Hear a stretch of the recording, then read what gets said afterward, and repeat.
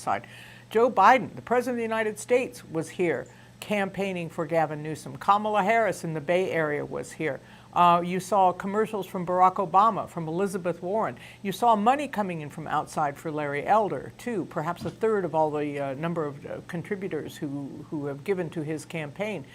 Why is this a significant issue when only 20 states have a recall, 19 of them California's kind of recall for a governor, and California seems pretty solidly blue? Why is the rest of the country bothering? Well, that's part of the reason, because California is very, very blue. And if you could knock off a Democratic governor in this very, very blue state, that would be a really big deal, politically speaking. I mean, California, as anyone who follows politics knows, is a net donor state when it comes to political contributions. We ship off a ton of money that gets spent in places like Iowa and New Hampshire, to the great frustration of a lot of California Democrats. But California is hugely important. It's a fifth of the votes in the Electoral College. You give Democrats a huge foundation to rest upon. So hanging on to California was really, really important for Democrats. And there's sort of a very interesting arc that this race followed. I did a column that compared it to the Georgia Senate race, which became a real man the barricades moment for Democrats all across the country. And it's interesting because that race started out with Democrats around the country being pretty skeptical that they could pull it off. You know, there's a history of Democrats losing Senate runoffs. And it was only when they woke up and thought, hey, this race could really be competitive, you saw the spigots open and a ton of Democratic energy pour in. You know, conversely, here in California, for a really long time, there was this feeling that, like, well, you know, come on, Gavin Newsom, he's a Democrat in a Democratic state, he can't lose. And then, as Taryn and you, Pat, alluded to, some polls came out that suggested that there was a lot of energy on the Republican side. A lot of Democrats were kind of sleeping through this thing. All of a sudden, that's when Democrats woke up and realized, holy smokes, we could lose this thing. And that's when you saw the money, the energy, the president, the vice president, and others come into the state. Taryn, there are no down ballot races in a recall like this, of course, but there is a midterm election next year. It's going to affect, of course, every member of the Assembly, a third of the members of the California State Senate, and Governor Gavin Newsom. So looking ahead to that, how are legislators positioning themselves? Are they trying to get closer to Newsom, or do they think that he's in a position now to start doing them some good, to return the favors that you alluded to before? And is this an electorate that may be more divided than we might have thought? I think we'll have a lot of those answers tonight and maybe tomorrow as more of the results come in. I mean, I think that, like we mentioned before, the Democratic legislators always think that Newsom owes them something. So I'm sure they will want, different things. At the same time, we just passed a massive budget, and there was a lot of little goodies in there for a lot of the different districts.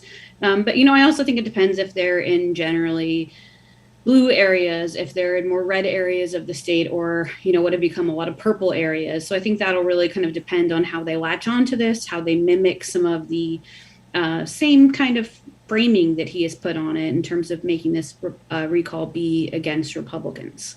Taryn, one advantage that the governor has had is that there's a lot of money washing around California, which seems paradoxical considering we've just come through a terrible, or still coming through a terrible pandemic, and parts of the economy have suffered horribly. But it's a question of how the governor has been choosing to spend some of that money and how the legislature will want him to spend it. Is it going to be COVID? Is it going to be wildfires? Is it going to be homelessness? What kind of agenda will be recalibrated for 2022 when it comes to dishing out the dough? I think that's the question on everyone's mind at this point, is if he was victorious tonight and he comes out of this recall election, what is really on his agenda going forward? He has been remarkably disciplined in refusing to answer that question for us. But I suspect you're going to see him focus in on climate change, right? I mean, it's a big issue. You've heard him at the end of the campaign turn his attention to that a little bit more. I think there's been enough time between Jerry Brown's governorship and his own now where he feels like he can probably step in and take some leadership there without kind of looking like an extension of Jerry Brown. Homelessness we talk about, right? He made really, really big promises around homelessness. He was going to solve it and fix it in 2018 when he came in. It's only gotten worse. So that's something he's going to have to continue to focus on. Housing affordability is another key issue in California that affects almost every region, but particularly urban areas. And then if you're not in an urban area, what are you concerned about? It's wildfire, right? So I think those are some of the big things that will have to be on his agenda. And the other thing would be drought. I mean, right now we have a lot of voluntary restrictions for regular residences and homeowners and renters. But I think going forward, if we expect the drought to get worse next year, it's going to be a scenario where they're probably going to have to step up and do more mandatory restrictions. Mark, a lot of this agenda is not being driven by the governor about drought, for example, and wildfires and COVID. But the extent to which he's able to seem like he's mastering the situation is one of the things that made this recall possible in the first place. It's a matter of style, but also a matter of how he chooses to exert himself and look at those areas, look at this recall as a kind of focus group in a way, of what he's done wrong and what he's done right and what he can learn from this. I think COVID offers a good way to chart the whole course of this recall, because had there not been an extension, let me take a step back. 19 states allow for recalls. California has by far the most permissive. You only need 12%, signatures representing 12% of the votes cast in the prior election. We also have a very, very long period to gather those signatures, which was extended by 4 months by a judge because of COVID to give petitioners more time. And what happens in the middle of all this? We go over the holiday season, people are locked away or can't see families, they're mashed up, they're missing holidays. Gavin Newsom, in one of the truly boneheaded decisions in political history, goes to the French Laundry for an unmasked lunch with dinner with a lobbyist friend. And then boom, this whole thing takes off. So it was like, COVID laid the kindling, struck a match when he went to the French Laundry. But if we come to where we are at this point in the recall, COVID, or I should say the governor's response to COVID, has really been a net plus for him. You see him making the case that we don't want to be like Florida. We don't want to be like Texas. We've made decisions, and polling shows these are popular decisions. There's a very loud, very vocal minority, but most Californians and most Americans, if you look at polls, support vaccinations, they support mask wearing. And so COVID got Gavin into this mess, or helped get him into this mess. And it very likely, see what happens when the polls close, very likely will end up getting him out of it. To use a movie metaphor, in the last reel, in a way, it's as if Larry Elder, by being a Trump supporter and by endorsing a lot of Trump positions, rode to Gavin Newsom's rescue, because in a way, Newsom had to run against his own record without the presence of somebody like Larry Elder at the other end of the ballot, looking to Californians like we turned down Trump in 2016, 2018, 2020, and now 2021. Here is a Trump surrogate, for all intents and purposes, who may have rescued Gavin Newsom from at least a close election. We'll see what the numbers turn out to be. Look, I'm convinced that if it was Larry Elder or Larry Ellison or Lottie Lania, Gavin Newsom and his team would make this race about, you like Lottie Lania, you got that reference, okay. His people, his folks were going to make this a referendum on Donald Trump in some way, shape, or form. Yes, the fact, though, that Larry Elder emerged as the governor's prime opponent made that a lot easier, because it was a very easy case to make, because, to use a word, Larry Elder is very Trumpy. So he made the case that Gavin Newsom's folks wanted to make. He made it for them. To that point, Mark, somebody on the campaign did say to me at one point that they could have ran those same ads they've been running in large part around Kevin Faulconer, right? And you think of him completely differently from Larry Elder, a more moderate Republican who is the mayor of San Diego for 2 times, reelected in a very Democratic city. So I think, it's well said. Yeah, and look, it comes down to math. There are more Democrats than Republicans in California by a lot. So Gavin Newsom and his team were always going to make this a choice between the D jersey and the R jersey, and Trump versus not Trump. You mentioned Kevin Faulconer, who in days of yore would have been the most plausible candidate for governor of California to be fielded by the Republicans. But these aren't those days, and the Republican primaries have pushed Republican candidates farther and farther to the right. First, Mark, and then Taryn, what does this do for, or to, maybe the better preposition, to the Republican Party in California, which is already on the ropes? You see a larger number of registrations of declined to state, people who don't want to belong to a party, than to the Republican Party these days. And this is the state that gave us Ronald Reagan. Yeah, I'm trying to think. I want to take your metaphor and run with it. So they're on the ropes. I guess this pushes them through the ropes onto the concrete outside the ring. I mean, look, this is a party that has not won a statewide election since Arnold Schwarzenegger and Steve Poizner in 2006. It's a party that's in trouble, and it's a party that is, to use Arnold Schwarzenegger, the last Republican-elected governor, said years ago, this party is dying at the box office. We're back to movie metaphors. They are, and this is not going to help. As I said earlier, really hard to see if the Republicans could not win the governor's office under these circumstances, a special election timed at a very weird time for an election when you have a very, very pumped up, motivated Republican base. And if they couldn't win under these circumstances, again, I don't make any predictions and I never say never, but really, really hard to see how they come back as soon as November 2022. And Taryn, in the legislature, you've got, the few, the proud, the beleaguered Republicans who are, again, to use the on the ropes metaphor, who can't really do much in the way of moving legislation. The Democrats have no need, no interest in really cooperating with their Republican colleagues who seem to be in many districts going farther and farther to the right. And so we once again have that sense of divided government, whatever happens to Gavin Newsom at the end of this night. Yeah, before my time, there used to be something called the Big Five, where it was the heads of the legislature and the assembly, the Senate, the governor, and then the heads of kind of both Republican entities in either house, right, would come together. They'd hash out the budget. They'd have a say in different things that the state was pushing that year. And that no longer exists whatsoever anymore. It's the big three. Republicans are, the last time I'm trying to think about when they really came around was on maybe something around, climate change. And then they had to get, it was kind of a difficult task to get them there. Then a few kind of made a difference in the votes, but it's very rare that you see Republican votes really being, lobbied for in the legislature. It's a place where they've lost a lot of standing. This may be. If I could just interject, look, there are a lot of people who are watching this. If they're watching this and assume, the LA Times were all a bunch of commies, and just off screen, I've got my bookshelf full of communist literature.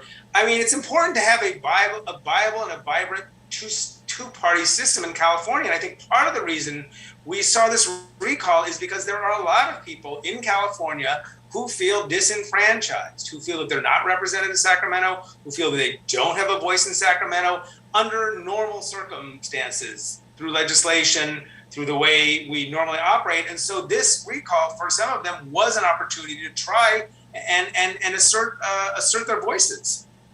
This is your opportunity to assert your voice too. Your questions for our experts here about the recall election. We're about an hour and 10 minutes away from the polls closing. Please vote if you have not already. But whatever platform you're watching on, you have an opportunity to put questions to us here, to our reporters, Taryn Luna and Mark Barabak, who know all the ins and outs of the recall and Sacramento. You can also go to Twitter and at LA Times, and we'll look for your question there and try to put them to the reporters who have joined us and others who will be joining us throughout the course of the evening.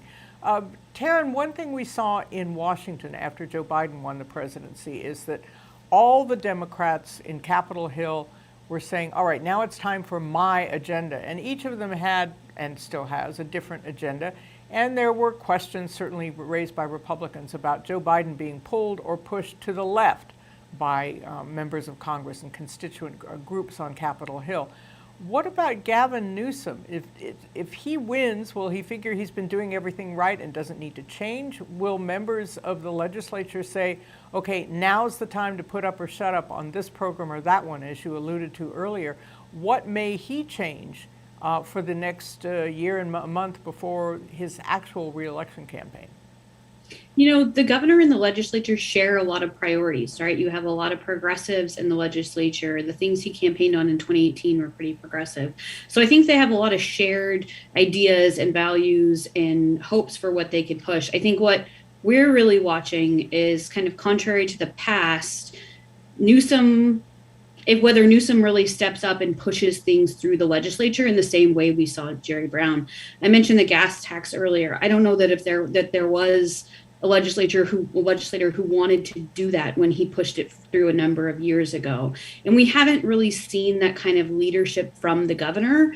As we mentioned before, all the Democrats want different things. It's a huge set of wish lists, so he has to kind of narrow it down, and legislative leaders have a big say in those kind of decisions as well. But I think for a lot of people, it's kind of to watch and see how he uses his power going forward, because in the past, it hasn't been kind of quite as, I think, some people would like to see in terms of him coming in and really pushing in hard policies. There's an idea of a fracking ban. He said he wanted the legislature to do a fracking ban. Well, that didn't go through the legislature. And as soon as he did it, legislators were saying he's going to have to step up and really push this through. There's a lot of people in moderate districts. There's a lot of people in other districts that are affected by this. And it's just not an easy sell. So there was a lot of him talking about wanting to do things, but then kind of not having the follow through to actually push it through and make it happen. Mark, is he going to have to be bolder, do you think, in this year and a month before the next election? We're weary already. Bolder? I don't know if he's got to be bolder. I think he needs to be seen as addressing a lot of things. What'll be interesting to me is to see how, and again, little asterisk, assuming he pulls through and beats the recall, is to see how he responds. Is he bold or is he humble? Gavin Newsom doesn't do humble. So how's he gonna see this? Is he gonna see this as having dodged the proverbial bullet, or is it gonna embolden him, to use your word, and feel like, wow, I've got this second wind at my back, this big mandate? I don't know. That's one of the things I'm gonna be looking for if he gives a speech tonight, a victory speech, or some sort of, what's the tone he's going to set, and then going forward, is it going to be bold? Is it going to be emboldened? Is it going to be humbled? I don't know. And there's always the question too, after a politician comes out on the other side of an election unscathed, as to, for example, second-term presidents as lame ducks, or are they going to let Reagan be Reagan, unleash this particular candidate? Is Gavin Newsom a visionary? Is he willing to, as Jerry Brown did in the past, rub people the wrong way? And there are a lot of impolite words we can use for that, but is he willing to take big steps, sometimes offending his constituency, in order to make big changes happen, or is he an incremental governor? I'll kick it over to Taryn and defer to her, but I will say this, because she did touch on it. And the rap on Gavin Newsom, going back to when he was San Francisco governor, is that he's a visionary and he outlines big, bold plans, but there's not the follow through. And with that, I'll throw it over to Taryn, who follows him much closer than I do. Taryn? Yeah. I think you've seen him do some big stuff via executive order, right? He put a pause on the death penalty. He did a moratorium on new fracking wells and things like that. So again, it's kind of incremental, though. It's a step towards the promise he made, but it doesn't fully fulfill it. And as Mark said, that's a rap he's had for a long time, is a guy who's kind of concerned about how he comes off in the press and wants to be able to make headlines. And, the follow through maybe isn't there as much. So I think a lot of what people are going to be watching tonight is kind of the margin of victory if he wins. If he wins by a smaller amount, is he wounded? If he wins by a much larger amount and he kind of matches where he came in 2018, then, I think his team will say that he has a mandate no matter what. But I think there's more validity to that argument. And then again, yes, how he uses it coming in is a big question. I'll tell you, I'm writing about this topic for a story, and I haven't heard a lot of hopes that we're going to see something different from him. There is some hope out there, but I think a lot of people are kind of expecting more of what we saw in the first couple of years. Can I say too, perhaps in the governor's defense, a lot of the issues he's facing are not of his doing. He did not create the COVID pandemic. He did not stop the rain falling from the sky. you can criticize him for overstating just how much abatement we've done clearing of forests to lessen the wildfire threat, but he's not responsible singly for global warming. So, voters made a very good story this morning, which I recommend folks read, by Tom Kerwin, that talked a lot about how California has a lot of big problems, but these are problems that have been building for years and decades. And it's really too much to expect any governor, whether it's Larry Elder or Jerry Brown or Gavin Newsom or anyone, to solve them in 2 or 4 years. To that point, Mark, when he came into office, we wrote a story that was like, he's flying high. It's only going to get worse from here, right? And we laid out a number of things that could happen to him: disaster, massive health, a pandemic like we had here, incredibly bad wildfires, blackouts, economic turmoil. And so, economic turmoil, maybe not as much at this point, and, kind of depending on where you're at from a budget standpoint, but he's had so many of those issues come at him in his first 2.5 years in office. I mean, one of his staffers the other day was saying he was one of the unluckiest governors that we've seen in a long time. And so I think, to your point, it is very fair to say that he's had, a lot of things thrown at him as a new governor.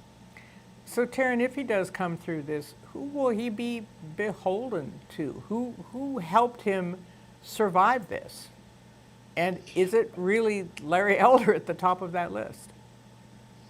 I think it's an interesting question in terms of who is he beholden to.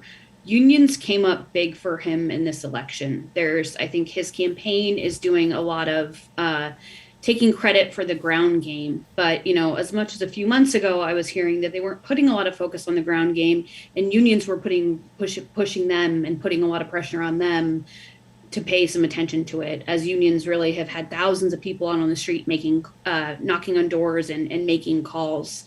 So, I think that he, in some ways, will always be beholden to unions. He's a Democratic governor in California. But at the same time, throughout the pandemic, he had to make a lot of concessions and govern in a way with unions in mind in some big ways. One of the things is schools, right? I mean, the California Teachers Association was adamant for a long time about the standards that their teachers needed to have to reopen schools. At the end of the day, keeping schools closed was a problem for the governor. When he reopened, there was a lot of turmoil. A lot of parents were upset around that. So in some ways, he owes these entities, right? But then you could also argue that their support for him in this recall is a matter of them owing him after kind of the last year.